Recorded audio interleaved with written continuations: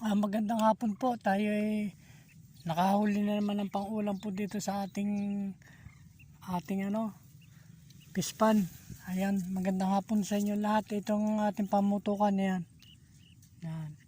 Nakahuli po naman tayo ng pang-ulam. Binayaan naman tayo ni Lord at panibagong pagbibideo natin. Samahan niyo po ako at i-like na lang po niyo sa Facebook. At sana po tayo ay ingat lagi sa ating paghuhuli ng isda. Ayan po, napakagubat ang dinadaanan, no? Yan, gubat. Yun. Gubat na gubat, oh. Gubat po. Kaya awa ng Diyos, pinahuli na naman tayo ng pangulam. Salamat po ng marami at lalo sa Panginoon, di tayo pinapabayaan. At laging ligtas sa ating tinatahak po na gubat dito sa ating panghuli ng pangulam. Ayan, gubat na gubat po talaga, oh.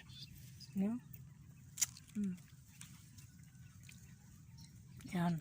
Papakita ko po sa inyo ang ating huli. Yan. Kadali naman tayo ng isang dalag. Dali tayo ng isang dalag, oh. Buhay pa. Yan. Napakalaki na rin isang ari, oh. Laki. Dali tayo isang dalag, oh. Buhay pa. Salamat po ng marami. Hanggang dito na lang po. Ngayon po ay araw ng Sabado. At samahan niyo yung aking pagbibideo ulit. Maraming salamat po na sa lahat sa nakakapanood. God bless po ng marami.